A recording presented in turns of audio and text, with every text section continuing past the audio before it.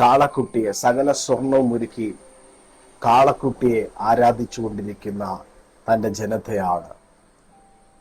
വളരെ ദേഷ്യത്തോടുകൂടെ തൻ്റെ കയ്യിൽ ഉണ്ടായിരുന്ന ആ ദൈവം കൊടുത്ത ആ ഒരു വലിയ നിവർത്തിയെ, ആ വലിയ പുതിയ നിയമത്തിൻ്റെ ആ ഒരു ടെസ്റ്റുമണിയെ മോശ ദേഷ്യം കൊണ്ട് ഉടച്ചു കളയുകയാണ്. എന്നെ കേൾക്കുന്ന പ്രിയപ്പെട്ടവരെ, ഉടഞ്ഞു കഴിഞ്ഞപ്പോഴാണ് കാളക്കുട്ടിയുടെ നൃത്തത്തിനും ഈ കാളക്കുട്ടി എന്ന വിഗ്രഹത്തിന്റെ പർപ്പസ് അവിടെ വെളിപ്പെട്ടത്. പിശാച് തകർക്കുവാൻ നോക്കുന്നതെന്തോ, പിശാച് തകർക്കുവാൻ ശ്രമിക്കുന്നതെന്തോ, ഇപ്പോൾ നിങ്ങളുടെ കരത്തിൽ അത് ഭദ്രമാണ്. മോശയോട് ഞാൻ ചോദിക്കാം, മോശെ, എന്തുകൊണ്ടാണ് നീ ആ നിയമപ്പെട്ടകം അല്ലെങ്കിൽ ആ 10 കൽപ്പനകൾ അടങ്ങിയ ആ ഫലകം, ആ ഫലകം നീ ഉടച്ചു കളഞ്ഞത്?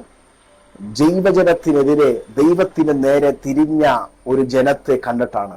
ഞാൻ മോശയോട് ചോദിക്കുന്നു, മോശെ, നിന്നെ കണ്ടിട്ടല്ലേ ആ കാളക്കുട്ടി നോക്കി നിന്നത്? നിനക്ക് വേണ്ടിയല്ലേ ആ കാളക്കുട്ടി താഴ്വാരത്തിൽ വെയിറ്റ് ചെയ്തത്?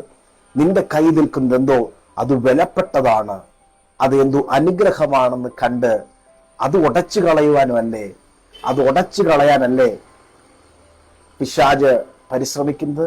അത് ദൈവവേദനെ നിന്റെ കരത്തിൽ എന്തോ ഒന്ന് ദൈവം തന്നിട്ടുണ്ട്, നിന്നോട് ചേർന്ന് നിൽക്കുന്നത് എന്തോ ഒന്ന് ദൈവം തന്നിട്ടുണ്ട്. അതിനെ ഉടയ്ക്കുവാനാണ് വിഗ്രഹത്തെ ദൈവം നിന്റെ മുമ്പിൽ തരുന്നത്. പ്രിയപ്പെട്ടവരെ, ജീവിതത്തിൽ പലതും ഉടയ്ക്കുവാൻ എളുപ്പമാണ്. ദൈവം തന്ന നല്ല ജീവിതം, ദൈവം നല്ല വിദ്യാഭ്യാസം, നല്ല ഫാമിലി, നല്ല പേരൻസ്, നല്ല ലൈഫ്, നല്ല റിലേഷൻഷിപ്പൊക്കെ ഉടയ്ക്കാൻ എളുപ്പമാണ്. എന്നാൽ വിശുദ്ധ വേദപുസ്തകം വായിക്കുമ്പോൾ പിന്നീടുള്ള 40 ദിവസം മോശ തന്നെ എഴുതിയെന്നാണ്. തന്നെ എഴുതുമ്പോൾ അതിന്റെ മിസ്റ്റേക്ക് സംഭവിക്കാം. മോശ ഒരു കല്ല് വെട്ടിയെടുത്തു, അതിലെഴുതാൻ തുടങ്ങിയപ്പോൾ എവിടെയോ സ്പെല്ലിംഗ് മിസ്റ്റേക്ക് ഉണ്ട്, കല്ലിൽ അത് മായ്ക്കാൻ പറ്റത്തില്ല, അടുത്ത കല്ല് വെട്ടി. ഞാനിങ്ങനെ പറയാം, മോശ ഈസിയായി ദൈവത്തിൽ നിന്ന് പ്രാപിച്ചതിനെ രണ്ടാമത് ലഭിക്കുവാൻ ഒരുപാട് പ്രയാസങ്ങളും ഒരുപാട് പ്രതിസന്ധികളും ക്ഷമയും വേണ്ടി വന്നു.